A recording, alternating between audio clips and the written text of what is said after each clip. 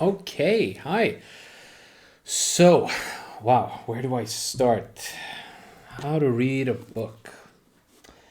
A fitting start to a channel that's called All About Book Summaries, I suppose. Yeah, so I've got the 1972 edition here with me. Um, yeah, I was looking at some of the reviews of this book on Goodreads, and yeah, I was very hurt. Yeah, well, not hurt. I mean, but you know what I mean, right? I was surprised. I was taken aback about some of the things that were said about it, and it was like, it was like someone was insulting your close friend or something. Although I totally understand, the complaints that some people had, right? They said the writing is a bit archaic. Fair enough. I mean, it was first written in 1940, updated in 1972.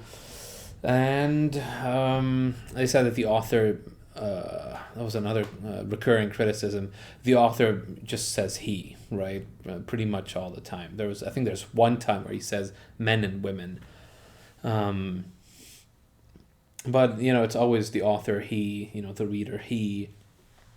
Um, which is fair enough, I suppose. But I mean, if we can get past that, I think this is a great book. I've personally read it 3 times. Right, I usually for this channel I usually read things twice. So I read the book first to get to get a general sense of what's going on, to understand its structure, its argument, and then the second time I read it, that's when I write these summaries. So I've read this 3 times, and I can easily see myself, reading it many more times.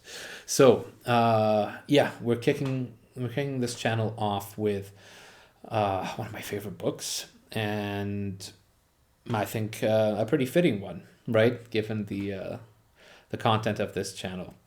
Okay, so let's see, what do I have here? Yeah, so I'm dealing with the 1972 edition, not the 1940 one. I haven't read the 1940 book. Sorry, I don't even have it. But what I sort of inferred from the preface and other things is that the latest edition focuses more on nonfiction than fiction. Also, the authors in this one take a crack at speed reading, which was relatively new back then. Um, and they claim that, and this still stands in my opinion, they claim that its main flaw lies in promoting fast reading across all sectors, right?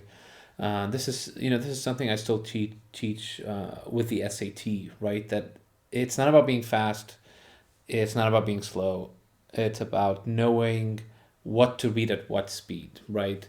There are passages, there are parts of a book where you should be reading slowly. There are parts where you should be reading at an average pace, and there are chunks where you should be reading more quickly. And we'll get to those in due time. Um, so what about their aim, right? Why did the authors? There are 2 authors, by the way. A famous, well, yeah, reasonably famous philosopher who was also an editor of the Encyclopedia Britannica in the 60s, I believe. His name is Mortimer J. Adler. Um, and also the infamous Charles Van Doren. Interesting people in their own right. If you feel like it, look them up. Charles Van Doren was an exalted professor at Columbia University who lost his post because of a scandal. And I shall not tell you more. If you're curious, I mean, this isn't about them, but still, right? So, anyway, their aim can sort of be garnered from their lament, right? So even back in the 1970s, so again 1972, they argue that at least as far back as the 1930s, institutions were not teaching students the necessary skills to analyze properly, right? They were just teaching basic elementary reading, and only up to like the 6th grade or something. Um, that's their claim. So yeah, the book is an attempt to rectify that. Um, yeah, and I think in this day, I mean, I think in this day and age, the message is still, and the aim and their approach, they're all still very, very viable, right? They're still very valid, because, yeah, few people can think for themselves, right? I don't think, I mean, this has gotten worse with, you name it, right? Social media, easier and cheaper distractions, video games, which weren't around back then, Netflix, YouTube, you name it, right? I mean, YouTube is a bit of a double-edged sword. You can use it to waste time, or you can use it for useful stuff like this. But um, yeah, so I think this book is still, not only extremely important, but more so than ever, in my opinion. The book is chiefly divided into four sections, right? Each one representing a level of reading. So the first one is elementary reading, which obviously doesn't get much attention, and rightly so, right? If you're reading a book about reading, then you should be past the elementary level. So that's only given like several pages, no more. Okay. The second section, the second section is called inspectional reading, and this is where they teach you how to skim and scan, but with purpose, right? We'll go into that a bit. The third section is the longest one, and that's the one devoted to analytical reading, which, as the name suggests, it teaches you how to delve deeply into books, right? How to make the most of them. And finally, and this is unique to the book, there's something the authors call syntopical reading. Uh, I won't get much into that because it was basically a short-lived failure. The Syntopicon. It sounded good on paper. It was basically a compilation of the greatest ideas in alphabetical order, and the authors were also listed under those in alphabetical order. So whatever, they started with big idea A, which was I don't know, uh, acceptance or something. I'm just giving an example, right? Um, C, there could have been colonialism in there. So who are the great? Let's go with C. It makes more sense than A. So let's say you're looking for colonialism, like so. Who spoke in the Western tradition? Who wrote about colonialism? Right? Who's a heavyweight? And you would go to colonialism, and you would see the names of the authors, and you would see their respective texts, right? So it was all organized there. So Adler's it was one of the authors, Mortimer J. Adler, who came up with the idea, worked on it for like 10 years.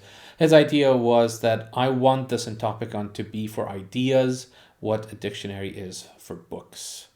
Um, and unfortunately, for several reasons, he failed.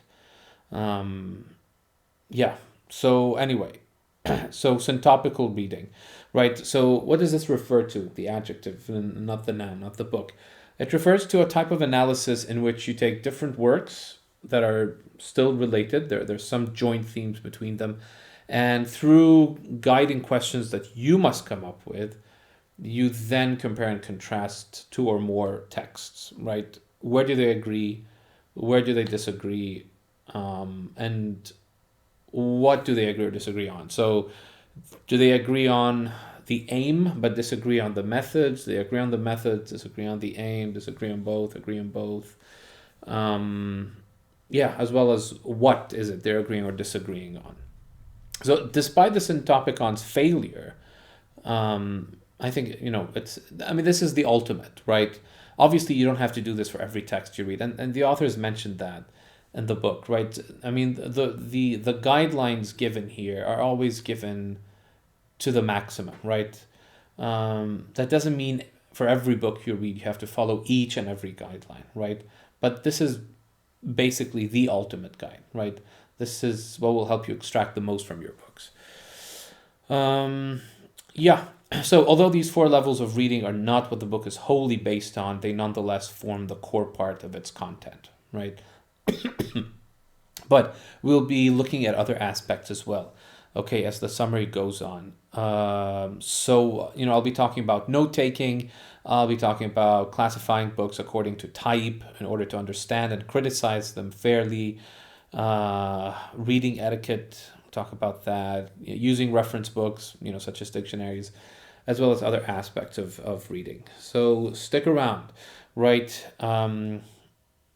As I mentioned in my, welcome to the channel video,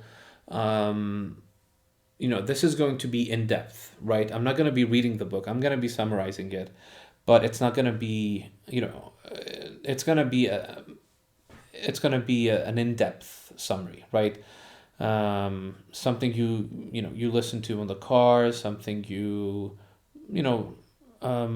something that gives you a good overview of the book without having to read it, right?